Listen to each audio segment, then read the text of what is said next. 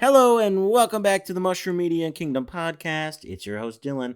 Another week of exciting podcast material, and I'm glad you guys are here for the ride. All right.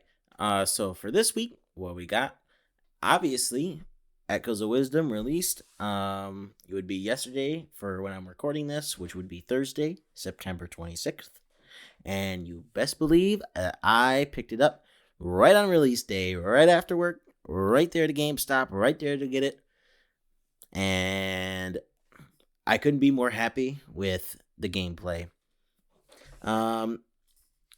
So let's see, where do I start with this? I'd say first, let me start off with the only complaint that I have. The only complaint that I have about the gameplay is I did notice that it's a little bit choppy when I was playing it in handheld mode. I do have to give it a shot while it's docked. So I'll do that and see if there's a difference or not. But in handheld mode, it was a little. I mean, it's playable. You notice it a little bit in here and there, but it's not too bad. I don't know what the frame rate run is. I'd have to look. Honestly, let me look now. I'll look up and look it up. Let's see here. Frame rate.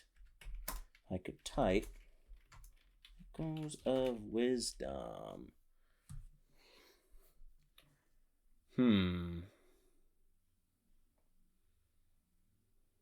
According to Nintendo Life here, it says that it stays at 60, but sometimes it does move down to 30 FPS, and that is kind of what I saw and kind of felt, honestly, kind of like right when you start moving. The frame rate does dip down, but like I said, it's not like unbearable. It obviously works yet, and it's a fun game for how much I played it. Played it for about, I want to say, like 90 minutes. But honestly, I am so excited to start this game. I was reading the Nintendo had to ask the developers, and they asked the developers of Echoes of Wisdom, which is Grezzo. Grezzo is a great developer. They've worked on the Ocarina of Time remake for the 3DS, the Majora's Mask remake. They did the Luigi's Mansion remake for the 3DS, the original one. And they also did Link's Awakening, which is why the art style is the same. But they are a very good company. They've worked with Nintendo for years. So, I mean, I guess also, too, one thing is that I'm not too fond of the art style still being, the same as Link's Awakening. It's not my favorite, but at the same time, it is. I mean, if it's supposed to exist kind of in the same realm, then I suppose. But yeah. Anywho, that's kind of the only complaint I had with it, is obviously the frame rate. I don't care that it's, at 30. I mean, honestly, I'd rather have it at 30 the entire time to get rid of the choppiness. So honestly, now that I read that, it probably is not any different if you play it docked. Who knows? But I mean, I'll know if I look. Duh. But otherwise, I mean, the game is like, the lore so far is, I mean, it's pretty good. And it's, I'm pretty sure, I forget who the main villain is. I forget if it's Ganon technically. I forget if they said the name or not. Because I think it was just kind of this whole, evil plan speech. Ha ha ha, this, that, the other thing. But try not to spoil it for you people who haven't played the game yet, obviously. Well, I guess spoil it too much. I believe it's Ganon, because it does resemble Ganon, the blue, hog kind of thing. So, unless it might be somebody else, but I want to assume it's Ganon. But basically, what happens is when Link I'll say this because it was pretty much part of the trailer release.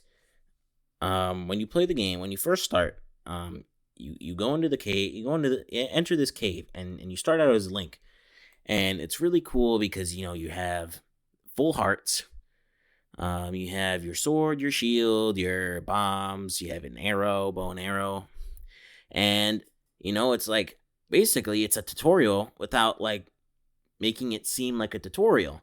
And I like that. I mean, it's kind of makes you not feel dumb, and also doesn't dumb down the obvious simplicity you need at the beginning of a game to understand the controls or what to do and stuff. So I mean, I like that. It works. But then you go through the cave and you go meet. I'm just gonna say Ganon. I'm pretty sure it's Ganon. And you kind of have like a mini boss fight right away, and it's pretty cool. You get the what's also cool. Sidetrack. What's also cool is you can jump. Oh my gosh! For someone like me who plays a game that is absolutely zero dopamine or dopamine maxed out the entire day, dopamine receptors are fried. But being able to just jump everywhere is so nice. So after that kind of battle, then you beat Ganon, and then he opens the rift once you beat him. That purple stuff that Link got sucked into kind of tears into the world, and he throws, I think it was an arrow. He shoots an arrow shot and kind of cracks the crystal that Zelda's in, being able to cut back and then be free.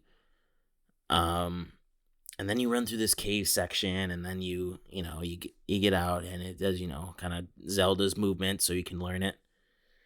And then you get out, and then it's a whole series of like kind of tutorial slash lore, because you kind of learn some stuff from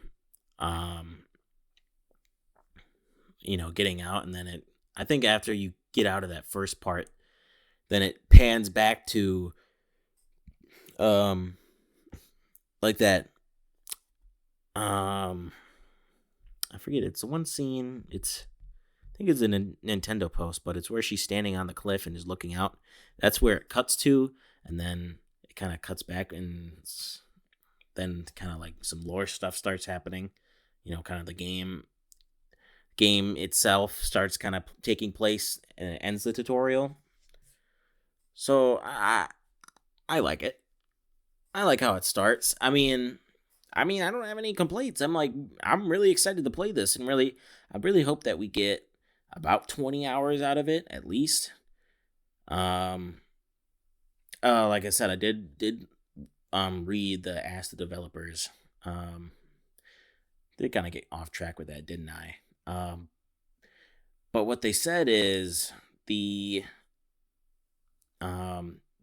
worked on Link's Awakening, but they said that this Echoes of Wisdom map is 8 times the size. 8 times the size is insane. I was like, what? Like, how did you guys end up doing that? And I read some of it too, and it said they had it to 4 times the size. That's what they started with, and then they got up and made it 8. I was like, what? And and there's some developers there that has played the game like 8 times through already, and they're like, it's every time there's like something new to do, because the way you can play the game with the different echoes, you can have it's so customizable on how you complete puzzles and how you do dungeons and do boss fights. And I don't know, this game might be generational. I mean, and it's crazy because we thought this was a spin-off for a while. I mean, I was kind of excited for it. I know one of my friends kind of thought it was a spin-off and wasn't too excited about it at first, and he's a big Zelda fan. But I mean, after reading everything and kind of the coming into it, I mean, it's good. It's good, and I can't wait to play it.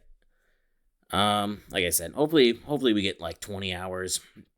Um, I mean, my hope is like 38 times the size of Link Awakening. I think they said, I think I saw something. The file size, Link's Awakening was like 4.8 gigabytes, and Echoes of Wisdom was like 5. That's really weird for having 8 times the size of the map, but whatever, we'll take it. But yeah, you know, I'm just really excited to play this game and finish it. I mean, 90 minutes was not enough last night. I had to go to bed for work, but I am excited to play this game for the 40th time. I've said it already, but so the next thing I want to talk about, so I went to GameStop yesterday, obviously, and I pick up Echoes of Wisdom, but I since a lot of games are coming out, she asked me if the lady at the counter, she asked me if I'd like to join the rewards program, and she showed me all the benefits and stuff like that. Some of you other people might have GameStop Premium or Pro or whatever they call it, but and I was like, all right. I mean, well, there's a lot of good games that are coming out in next couple months, so I was like, all right, cool. And they had like a discount or something because I was buying Echoes of Wisdom that it would only be $15 instead of $25 for the year. So I was like, hey, it works. But then she asked, do you want to pre-order any of our games? Because when you're a membership, when you have one of the GameStop membership, you can pre-order any game you want, and it's just a $5 down payment. I was like, huh. Well, can I pre-order Brothership? She was like, yeah, of course. I mean, she was a really, really nice lady. She was nice to talk to. She helped me out. But then she started talking about pre-order bonuses. I was like, pre-order bonuses. That's right. She said Echoes of Wisdom gives you they gave you a pretty neat, I think it was like a fabric little felt thing. I'll find a picture and put it on here if I remember when I'm editing this. Well, it got me thinking. Well, since I'm pre-ordering Brothership now, what kind of special gift will I get? So naturally I went and looked and tried to find what I'd get. And kind of what was weird is in France, if you pre-order it, you get something, I think it was like a stamp tower thing where you can overlay the stamps or something along that line. And I think Canada has this cool like double-sided kind of sleeve cover where you can put it into your game case to make a different cover for the game. I'm like, oh, okay, that's pretty cool. I mean, I tried to find what would be for the USA because that's where I live, and I couldn't find anything. And I mean, maybe it just hasn't come out yet, and that's fine. But really, what I was, kind of thinking is like, how come it's different everywhere? You know what I mean? Like even with Paper Mario, the 1,000-Year Door, I didn't pre-order that game. I got it on release day 2, and I played through it. But I remember seeing that in Canada, they got a sleeve for the game again, and it was to replicate the GameCube cover, and you'd put it over, and so it looked like the old GameCube game. It's like, it was a GameCube case. I'm like, oh, well, not in America. Well, then, what was the pre-order? Like, why is it different? So, I don't know if it's supposed to be like a special thing where it's like, oh, and then maybe, the resale market, or it's supposed to be, it's just like a product issue, like we can't get it everywhere, or number issue, like we don't have enough products for it. But Yeah, I don't know. I mean, it's not like a big deal. Obviously, I don't really pre-order games that much. I'm only pre-ordering Brothership because I know I'm going to play it, and I've been waiting for this game. So that's the only reason I'm pre-ordering that game. But it does bring up a weird conversation. So I mean, I don't know.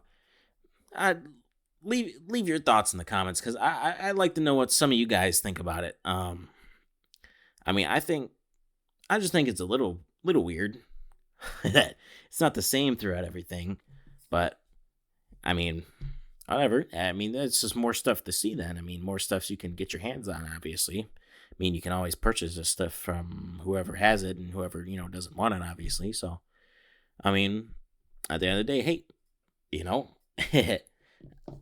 All right. That's all I got for this week. I mean, not too much, obviously, just echoes of wisdom. But I probably won't talk about Echoes of Wisdom until I get at least close to finishing the game. I might finish the game and then, talk about how the game played. But who knows? I might bring it up if there's some big major news about it. Otherwise, I'll come up with some other ideas to talk about. And yeah. Anyways, glad you guys tuned in this week. As always, have fun with the game in a world where games get so competitive and games get harsh and you get raged. Always find that time to find the game you love and enjoy it. All right. This is Dylan from Mushroom Kingdom Media, and I'm signing out. Thank you.